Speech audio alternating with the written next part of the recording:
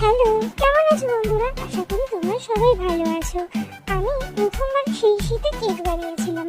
তো কেক বানানোর জন্য যে সরঞ্জামগুলো লাগে, সেই সরঞ্জামগুলোর মধ্যে প্রথমে যেগুলো নেব সেগুলো হলো কিছু ড্রাই ফ্রুটস। যেমন আমি নিয়েছিলাম কিছু শুকনো খেজুর, আমন্ড, বাদাম, এছাড়াও আরও অনেক কিছু যেমন কাজু, এছাড়াও কিচমিচ, কালো কিচমিচ ছিল, আবার আরেকটা যে নর্মাল যে কিচমিচগুলো আমরা ইউজ করে থাকি সেগুলোও ছিল। আমি কি করেছিলাম, এই ড্রাই ফ্রুটসগুলো না কিছুটা কেটে নিয়েছিলাম, কুচি কুচি করে কেটে নিয়েছিলাম। মিহি মিহি করে না কাটলেও মোটামুটি একটা আন্দাজ অনুসারে কাটতে হবে। আর তারপর কি করলাম বলছি।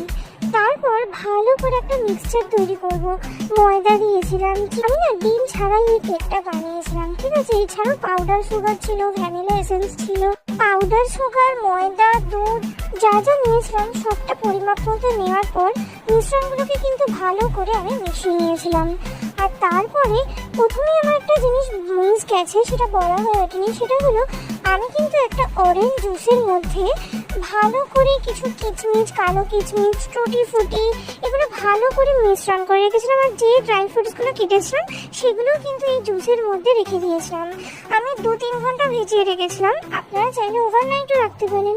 তারপরে এগুলো যখন ভালো করে 2-3 ঘন্টা ধরে ভিজে গেছিলো, তারপর এই পুরো মিশ্রণটাই কিন্তু আমি দিয়ে দিয়েছিলাম আমার ওই গুলে নেওয়া মিশ্রণের মধ্যে। তারপর ওই গুলে নেওয়া মিশ্রণের মধ্যে ভালো করে জুস সমেত ড্রাই ফ্রুটসগুলো ঢেলে দিয়েছিলাম আর ভালো করে মিশিয়ে নিয়েছিলাম। আর পুরোটা কমপ্লিট হওয়ার পরে রেখে দিয়েছিলাম। এবার আমি কি করেছিলাম শোনো তাহলে তোমরা। আমি ক্যারামেল বানিয়ে নিয়েছিলাম, হ্যাঁ সুগার ক্যারামেল। এই সুগার ক্যারামেলটা দিলে কিন্তু কেকের দারুণ ফ্লেভার আসে। তো কীভাবে বানিয়ে নিয়েছিলাম সেটা তোমরা দেখতেই পাচ্ছ, দেখতে থাকো।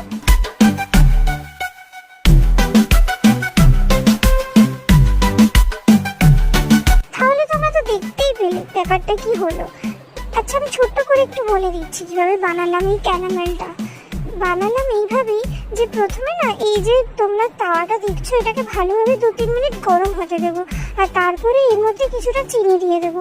আচ্ছা, মনে থাকে যেন চিনিটাকে আমরা একদমই হাত দেবো না, নিজে থেকে দেখবে আস্তে আস্তে চিনিটা না এরকম খয়েরি খয়েরি কালার হয়ে আসছে। আর যখন খয়েরি খয়েরি কালার হয়ে আসবে তখন তোমরা এটাকে একটু টাচ করো, তারপর আস্তে আস্তে দেখবে চিনিটা নিজের থেকে পুরোটা কালার ধরে গেছে। প্রথমেই তোমরা একটুখানি অল্প টাইপের যদি কালারটা আসতে চাও তাহলে সেই মুহূর্তেই নামিয়ে নিতে পারো, কিন্তু আমি যেহেতু একটু ডিপ কালার চেয়েছিলাম তাই একটু বেশিক্ষণের জন্য রেখেছিলাম। তো তোমরা যেমনটা চাইবে তেমনটাই করতে পারো।